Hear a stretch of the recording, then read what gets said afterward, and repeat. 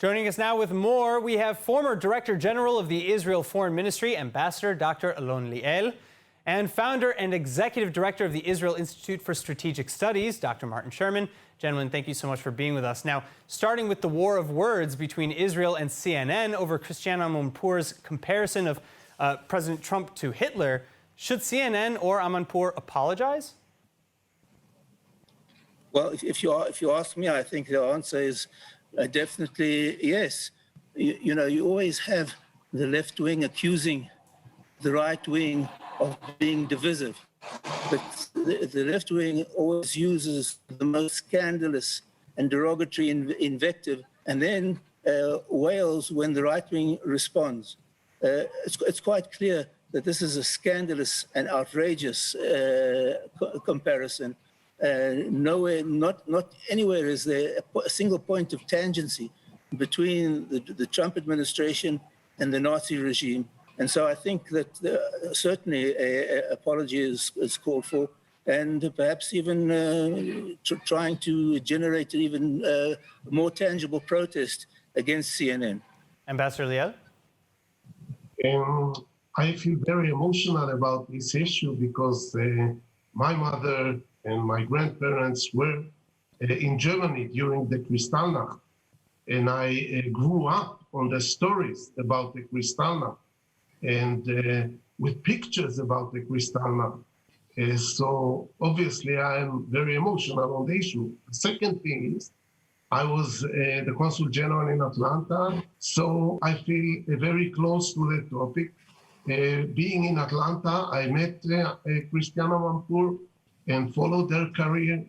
And obviously what she did, comparing the distortion of facts and truth in the Kristallnacht to what the Trump administration did is unthinkable.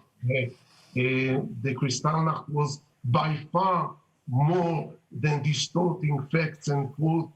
And I think as an admired journalist all over the world, she should pull her words back and apologize. Well, I think that actually does speak to a larger issue, actually, that Christiane Amanpour maybe fell into, and that is maybe that the term Nazi is being used a little bit too easily or too flippantly today. Do you believe that that's the case on both sides? I by the way, looked at her words and didn't see the word Nazi. I saw the Kristallnacht.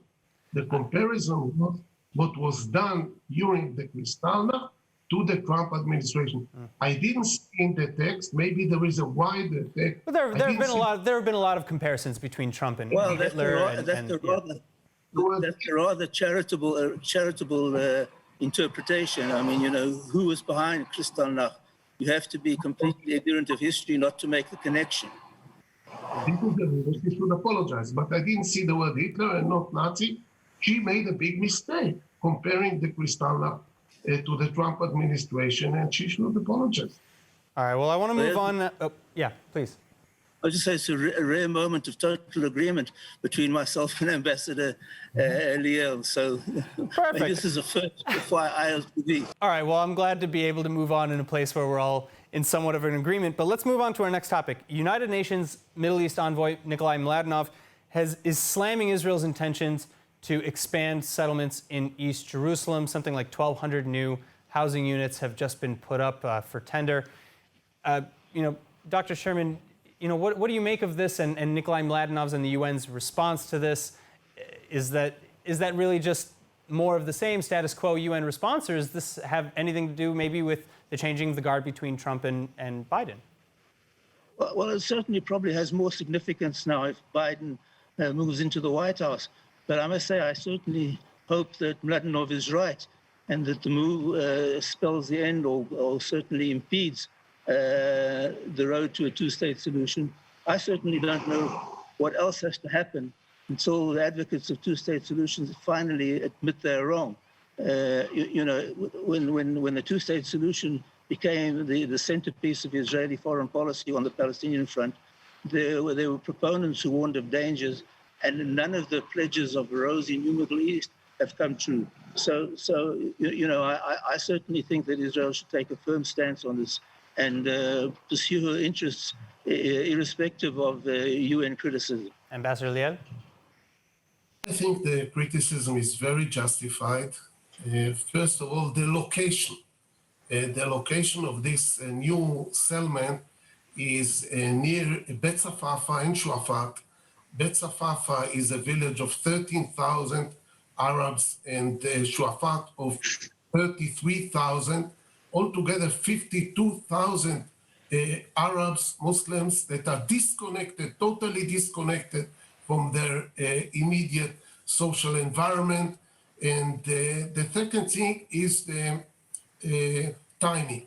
The timing, first of all, for us Israelis, when we have 18% unemployed, hundreds of thousands of them young people, this is what is important to the government of Israel. Instead of treating them, supporting them, investing in such a project that is costing international damage. The second thing is the Emirates, our new friends from the Emirates. We promised them not to annex, and here we are practically annexing another part of the West Bank. All right, well, I'm so sorry to have to do this, but I know that we could discuss this ad nauseum. Unfortunately, we are going to have to wait and see exactly how this plays out as Israel either moves forward with this plan or not. Thank you again, gentlemen, so much for joining us. Thank you.